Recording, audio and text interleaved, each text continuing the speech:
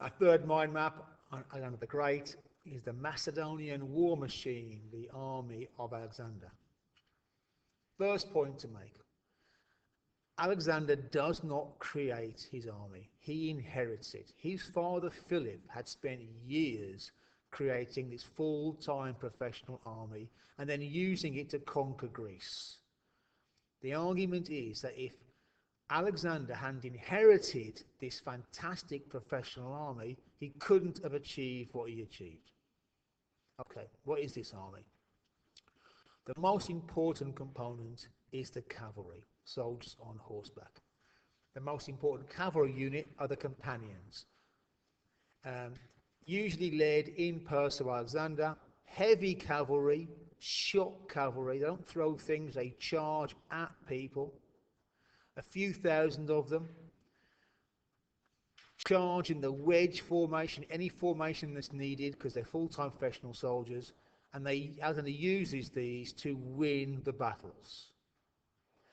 On the left of the army would be the Thessalian light cavalry, commanded by Parmenio, and their job also to be scouts. Okay, the bulk of the army, of any army, was always going to be infantry, soldiers on foot.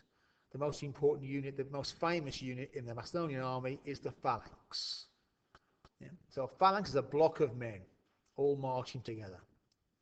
The Greeks had them for many years. Thermopylae, you've seen all them in the Greek stuff.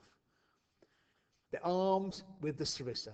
Philip arms them with the 18-foot-long spear, the sarissa. So long it needs two hands, therefore the shield needs to shrink and be hung around the neck. The individual soldier in the phalanx is called the phalangite. The idea is the phalanx rumbles forward in formation with this hedgehog of spears coming at you, and they fix the enemy in place. Yeah? However, the phalanx is not very maneuverable. It can't move sideways. It can't be attacked. If it's attacked from behind, they're in trouble at the sides, but very good rumbling forward. The elite infantry are the Hypaspes, the shields. And they're the blokes who can be trusted to do what needs doing. So if the phalanx is rumbling forward and the companions are herring off to the right, the Hypaspes will fill the gap between the two of them. But you can't have a gap because the enemy will exploit it. So they're the elite. They can do what needs doing. Heavy infantry, but with no sarissa. You've got light infantry, the Agrianes, mostly javelin throwers. Again, on broken ground, in mountains, they're the useful guys. In addition to that, you've got people with slingers, you've got archers. Again, a range of different types of soldier here. That's the key bit. So if a 50,000 man army, professional army, and lots of different sorts of soldiers. Alexander's tactics.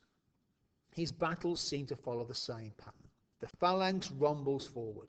On the left, Parmenion holds on. The phalanx rumbles forward, engages the enemy in a hard fight. Meanwhile, the companion cavalry is looking for a gap. When they see the gap, they charge straight for it in the wedge formation, and the Hypaspes fill any gaps that are left by the phalanx, by the companions charging forward. You see that again and again and again in the battles. Right, siege warfare. In 332 BC, Alexander besieged the city of Tyre in modern-day Lebanon. It's the home city of the Carthaginians. Tyre is meant to be impregnable. It is 1 kilometre off the shore. So a fortress city, 1 kilometre from the of sea between it and the land, meant to be impossible to attack. For a start, the Tyrians have warships. Alexander will not be put off. He demolishes the land bit of Tyre, uses the stone to build land, a mole, puts siege towers on that land. All takes months. There's heavy fighting. The Tyrians fight back. They burn the siege towers. He brings in reinforcements. They attack from the sea as well. And eventually, he manages to get his men to take Tyre and slaughter everybody. Well, not everybody, most people. And it's a really great example of Alexander's leadership. Nobody else would even have thought of trying to do this, let alone succeeding. And yet he's managed to do it, and he enthuses his men to think it's possible as well. Later on, they own Rock, a mountaintop fortress in the mountains between the Persian Empire and India. Again, meant to be impregnable. Alexander may have left it alone until he heard that Hercules couldn't capture it, and then he became determined to capture it. But to do it, he built land. He built a slope leading up to the top of this mountain so he could bring war machines up. Again, a tremendous engineering feat, and one that he didn't really need to use because the enemy inside surrendered when they saw what he was doing. And finally, Alexander and his army. Alexander had a very, very close relationship with his men. He ate what they ate, he slept where they slept. In the Gedrosian desert, when offered water, he poured it away because there wasn't enough for everyone. At Opis, when his men rebelled, he gave them a speech that turned them around, and they wept and begged for his forgiveness. His relationship with his army was terrific. It's one of the things that made him a great general. Only once did it properly break down. That's at the Hydaspes, when they mutinied and refused to go on.